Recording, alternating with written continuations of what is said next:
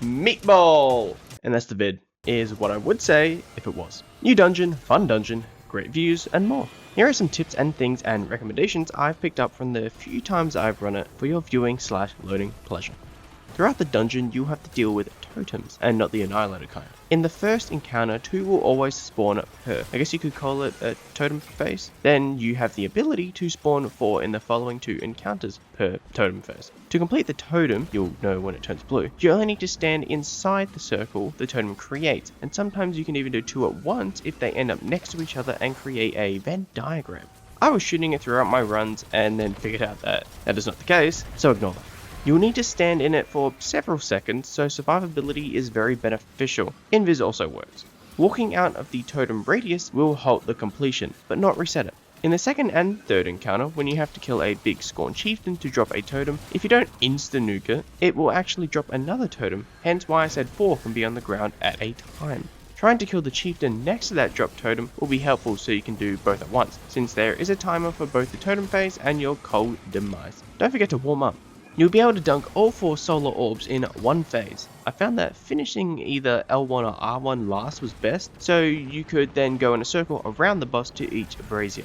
Note that the braziers work as Callus did back in the day, but also more recently Caretaker and Planets, where the damage area will disappear after a certain time, damage indicated by names, wish empowerment. In this case, 15 seconds. Also, I don't know if it's just me, but after starting a damage phase, when the Locust got under 50 to 40%, it started sprinting to each brazier, makes it harder to rock it, so be careful there. For the meatball, when you become corrupted, you must melee. That's melee. One of the rates that is not taken looking, but instead the one glowing periodically. If they look taken, they already have the corruption and you won't transfer yours. Also note that they can transfer it back to you if you're hit by them. So play tag like you've never played tag before. Try to save all your big items until you have a larger damage window. Most of the time that may be the top. While ascending, your damage time when pushing past the health gate is determined by the amount of totems you cleanse, with 1 totem equaling 5 seconds of damage. Once at the top, it's again like Caretaker, where you have 3 areas to do damage in a limited window. Do not have multiple people go to different platforms, or it will use up how many platforms you have stepped on and damage will end. However, you can extend said window by shooting the blighted eyes that are reverse sucking the meatball. The area will become covered by taken goop and force you to move to the right once all blighted eyes are up.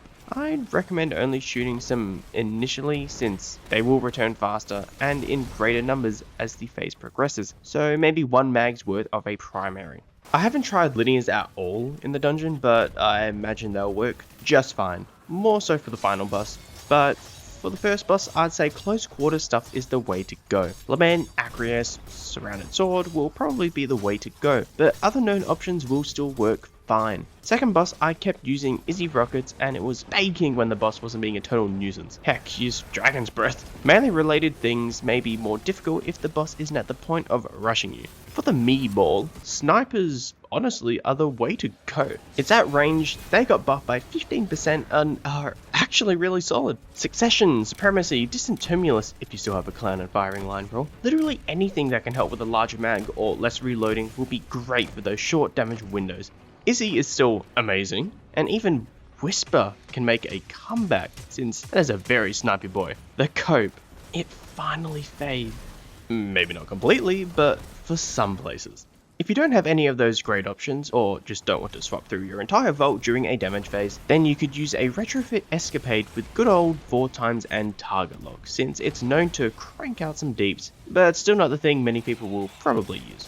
One-off supers like Blade Barrage with Star Eaters, Gathering Storm when you have a larger timeout, Celestial, recently buffed and amazing, Curious, T-Crash, although more risky if bosses floating over no solid ground, Needle Storm or Nova. Hammers can even come in handy for a range super. Well is, obviously, still helpful, but considering the amount of running around you'll be doing, you may just be better off on a damage super. Although if you plop it down when you get a large timer on the first 3 damage opportunities, or just once you get to the top, you can do giga damage. I'm even going to recommend Bubble, since you can carry the weapons buff across areas, and of course, Tether is mega helpful. And that's that. I had a good time. It's a short and sweet experience, and I enjoy how you're always active. It's awesome to explore Dark Age stuff and storm a castle. Awesome theming. Not overly complicated to the point of annoyance, and not so simple that it's a bit boring. Also, no overly long transition areas. The prison is also cool to figure out the first time through, taking quite a while. The scream chest and falling cliff edges were funny too. Great laughs on finding out about them. I will say that at times it was hard to know if I failed the mechanic or not, since good things happen instead of bad things. Wrong kind of reinforcement, but that's pretty negligible. I personally don't mind the random secret chest too, so it's not the same thing every run. Leave your thoughts down below on the dungeon experience, and if you have any of your own tips and tricks, leave those too for others to munch on. If you found this at all helpful, liked what you see, and want to see more, why not consider dropping a like or even subbing? That'd be pretty cool and greatly appreciated. Let's make that number bigger because every Destiny player likes seeing big number go up. If you have your own ideas, drop those too. Anyway, that's all from me. Enjoy the dungeon, gamers.